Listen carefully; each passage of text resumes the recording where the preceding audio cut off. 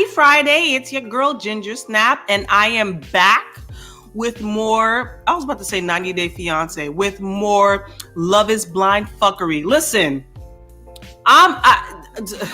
season 5, episode 5. What just happened? This show should be renamed Fuckboy Antics. All right? These are the titles other than Love is Blind. This show should be renamed, not Love is Blind. It should be called The Limerence Show, because there's a whole lot of limerence. Fuckboy Antics. It's giving single Boricua Female.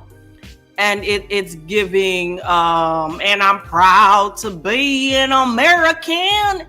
And it's giving, don't speak that shit around here, you heard? Don't speak that Hispaniola. So let's get into it. All right. I couldn't believe what I witnessed. I was about to recap all 3 episodes. We got to break them down. We have to break this shit down. All right. Now we on episode 5. So we left off where Aaliyah was calling herself to be a runaway fiance. This girl literally ghosted Uche. Ghosted the crap out of Uche.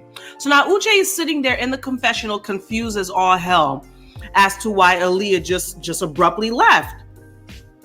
So he goes back into the men's quarters and he breaks it to them, and he because no one's understanding what's going on. I don't think the other guys knew what was happening.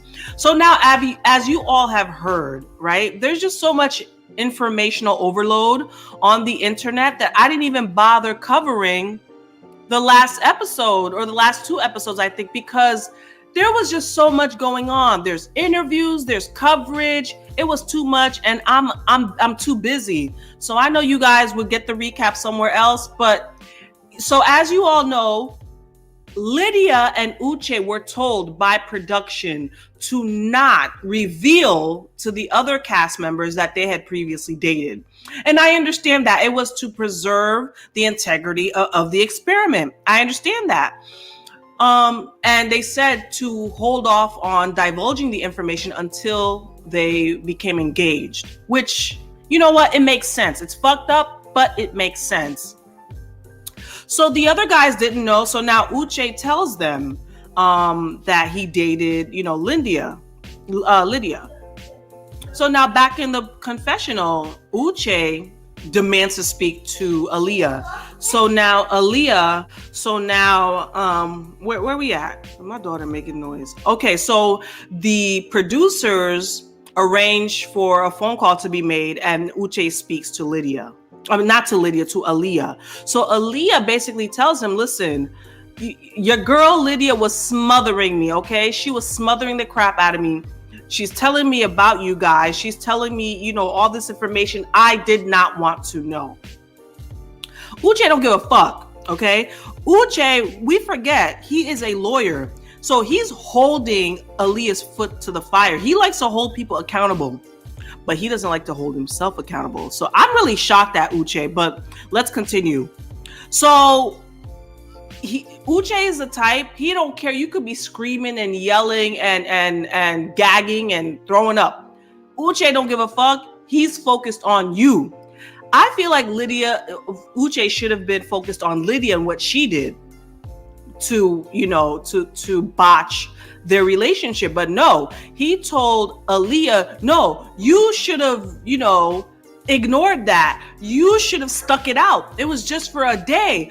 But I don't think Uche understands or realizes how it is hard not only to be around an ex of your future fiance, but she's also talking about the cars you drive, the house you have, the nice house. She knows your family. She knows your dog. She bought this. She did this. She did that. All of this stuff. I think that would be hard. But I think Uche expected Aaliyah to be stronger and be like, that's nice. That's lovely. That was then. This is now. Aaliyah, you guys, I feel like in relationships, she is emotionally immature. She's immature. Her reaction was very immature. That, Aaliyah, sorry, girl, I I have to tell you that, because I probably would have confronted Uche. I'm like, she's saying all this about you. And of course, if they dated before, of course they're going to do things like that. Of course, they're going to go to each other's house, meet with each other's friends and the family. Yes, Aaliyah should have said that was them. This is now, boo. Move over. New chick coming along. But I feel like Aaliyah is not real. I sense some insecurity with her. And Uche desires a woman who is secure within herself to not pay attention to that, to not pay any mind to that. But I feel like Aaliyah is not there emotionally. She's not. That would have been too hard for her. So then, Uche is just livid. He is upset, and he's just, you could tell he was really about to propose. You could tell Aaliyah still wants him, but it was just messed up and humiliating how she ghosted him. That was wrong. Aaliyah, I gotta tell you, I gotta hold you accountable for that. That was wrong. That was not right. But again, Uche did not put himself in her shoes. But anyway, so let's go over to lovey-dovey, fucking Lydia and Milton. So they meet each other. It's the grand reveal. There's nothing really to go over, and other than the fact that they were kissing incessantly. I didn't realize how tall this dude's, like 7 feet tall, 6'8". He is really tall. But anyways, I don't know if Lydia is really into Milton or if she is just a master manipulator and forcing all of this just to rub it in Uche's face. Listen, Lydia is single Boricua female. I really believe, and I think this is going to come up later on the show, she somehow, some way knew. She knew. Because that is just too big of a coincidence. She knew somehow, some way that he was going to be on the show. I think even the producers were baffled. And so she is really seemingly really into Milton. I really hope for Milton's sake, because I feel like his mind is still developing, that Lydia is not playing in his face. I really hope not, because that will really change the trajectory of his dating future. It's going to shape his mentality on dating. And it's sad, like I said in my last video, people just, with their toxic behaviors, people don't understand how much damage they cause to people. So now these people, after you're done, exerting your emotional damage on them, now have to go back into the dating world and affect other people, with all of that damage, with all that toxicity. It's not right. So I really hope Lydia is not running some game. I'm not sure, because she looks like she can front her ass off.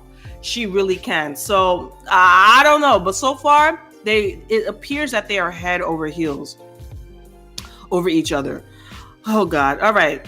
So where are we? Oh God. Taylor and JP. I can't. Taylor and JP still awkward. That's it. Still awkward. JP just sits there with this. I don't know. He has a look to him. He looks like he doesn't have any teeth. JP I don't know if it's like an Elmer Fudd look that he has to him. Remember the Bushwhackers on WWF? Or he looks like, I'm sorry, he's not attractive. I am so sorry. JP is not. And again, couple that with his lack of personality, it just makes it worse. So the front man in all of this is Izzy. Izzy is the bee's knees. So Izzy is the one that checks everybody's box, but alas, there can only be one person for Izzy. So Uche would have been Mr. number 2, but we know how that went. And after that, Milton's all right. He's kind of cute in a nerdy way. He's just too young. He's still a little juvenile. So yeah, back to Taylor and JP. So she's trying to make conversation. He just keeps saying, we still have time. We still have time. Sir, we don't have time. for you to develop your conversational skills. We just don't. It's just, I really felt bad for Taylor. I really did. It was terrible to think that you connected with someone so well in the pods, and then you meet them in person and they give you nothing. That in itself, that's a type of ghosting. That is, because everything that you were pent up to be, everything that Taylor thought he was going to be, that's not what she's getting. So that person she thought she was speaking to behind the wall essentially disappeared, basically. So that is a form of ghosting. Anywho, where are we? So now these people head to Mexico. For the life of me, y'all, I just don't understand. I will never understand how these people can just jump into bed together once they get to Mexico.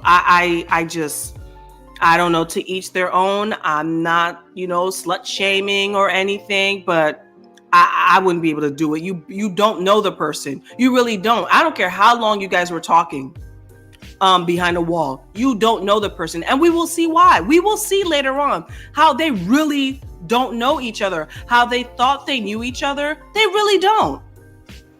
So now, listen, can we say yikes to Stacy and no makeup? So I don't know. I saw them in bed. I said, Harper, who is that fucking man? Lo and behold, it was Stacy. Listen, the vast difference in some people with makeup and no makeup, I don't know, man. It literally is sorcery. And that's why a lot of men don't like makeup like that, which is something that came up on this show later on. So we'll see. So, and where are we? Yeah, Stacy. Listen, Stacy and Izzy, of course, are still physically attracted to each other. There is so much sexual chemistry there. Stacy freaking laughs. I can't stand the way she laughs with her whole mouth and her whole uvula. And Stacy already freaking clogged up the toilet. That is, gross. Stacy, you are nasty. And she's laughing up. I can't. I think they're just so wasted that everything is funny. Everything is all shits and giggles. Literally shits and giggles. That's what the Stacy and Izzy are called, shits and giggles. That's their new name. So now I guess they're all in Mexico and they're all supposed to be meeting up. And Stacy warns Izzy, don't be going speaking that Spanish shit to fucking what's her name, Lydia. Don't be speaking that Hispaniola. Don't be speaking that. That was weird. To me, I sensed a little bit of a insecurity on Stacy's part, because why can't they speak Spanish, huh? What are you afraid of? What do you think they're gonna say? Do you think he's going to talk behind your back? So what? To me, that was weird. I wouldn't care. It was strange. And a lot of white people do not like sometimes when people don't speak that language. This is America. It was giving very much, this is America. All right. Oh, did y'all note too? I think she described JP as a good old boy, right? JP is a good old boy. I saw on Twitter, everybody's like, where was JP on January 6, 2021? He probably was there waving a Confederate flag. JP got a Confederate flag somewhere. Somehow, somewhere. JP's favorite song is "And I'm Proud to Be an American, where at least I know I'm free." That's his favorite song. So, okay, everybody meets. And everybody is twisted as all hell. Where are we? Taylor is just sitting there, right? we have Taylor's just sitting there, and I feel bad for her because you see Izzy and Milton, throwing their girls up in the air. Well, Milton barely. Looked like Lydia was a little too much for him to pick up. But everyone's having fun with their respective partners, and then you see womp womp womp womp. You see Taylor and JP just sitting there. I felt so, I keep saying this, I know, because can you imagine going to Mexico at this beautiful resort, and then you're stuck with freaking Billy Bob over here with no teeth, who looks like he has no teeth, just not talking. You know what? On a side note, what if he's on the spectrum? JP may very well be on the spectrum, or he may very well just be not antisocial, just a really awkward person. Listen, there's a lot of awkward people out there. I am one of them. I am an introvert. I am awkward as all hell. Sometimes I don't know what to say to people. So yes, I can be quiet sometimes, but if put a little liquor up in me, I'm gonna be talking your ear off. That couldn't even help JP at all. So something's not quite right. Like Luther's curl with JP. There's something there. He, unless he has explosive anger or some kind of personality disorder that he's just trying to keep at bay. He looks like he's like the Hulk and just trying to keep it together. And he masks that by that stupid grin, that smirk that he always has on his face. And, just Taylor's just miserable. Too bad, so sad. So, it's not also, so everyone's describing each other, their first impressions. Again, Stacy described your boy as good old boy. Lydia describes Izzy as her type, which I'm not surprised. That's her type. Is it me, or is Milton part Asian? Did he ever divulge that? Milton looks Asian. He has like that epicanthic fold in his eye. I don't know if you guys know that Asians have that feature. I don't know. That just came to mind. So we have Izzy pulls Lydia to the side, I guess, for closure. He's one of those guys. There are people, they don't want bad blood with anybody. They just want to have a peaceful ending with everyone. So he pulls Lydia to talk. But honestly, they both are 3 sheets to the wind. Lydia looks like she's about to fall asleep while Izzy is talking. But he's just explaining to her that he really cares about her. He really did. But it was just a matter of who he had a better connection with. I didn't realize that he said Stacy was barely coming in. I thought he was always digging Stacy the most. And I thought Johnny was coming in second. And when Johnny revealed her fuck girl antics in the past, then Stacy took first place. I didn't even realize or remember that Stacy, was not even a thought. But anyways, so Lydia lets Izzy know, listen, I am in love with my dude. Don't nobody care about you. You go over there with Stacy. I'll be over here with Milton. Okay. Adios, amigos. So now Taylor again is lamenting to Stacy about the lack of conversation between her and JP. And what can you say to that? What can you say? I think she was talking to Stacy. Stacy's perplexed. It really just doesn't make sense. What changed, And so freaking she goes back and tells JP her sentiments again, trying to communicate. All JP can say is just look forward. Look forward to what? To you being mute? Don't nobody got time to sit there and watch you be mute. It makes no sense at all. So you can tell she's really trying. JP still, he says he's trying. He's giving zero effort. And that's where we leave off with episode 5. Episode 5 was all right. It was okay. So there's 3 couples standing. I would have liked it to be 4 couples. So because I feel like it adds to the atmosphere, it adds to the partying, the partying environment, and everyone is, just free and living and enjoying each other, and they're limerancing. This is what this is. It's limerence. It's that, that exciting new relationship. It's not even a relationship. It's just all attraction that seemingly is that you take for love, and it's all just lust. That's really all it is. And this is how it goes every season. This season though is different. It's dysfunctional. This season is one big narcissist cesspool. Basically, we have emotional unavailable people. We just have, again, single Boricua female stalking, just emotionally immature on Aaliyah's part, but then you have emotionally demanding on Uche's part. So let's see. Meet me next time I'm going to do episode 6 review, which was a doozy as well. I'm still watching. So let me know what you guys think. Please do not forget to like, comment, and subscribe to your girl. Okay, next time. Bye.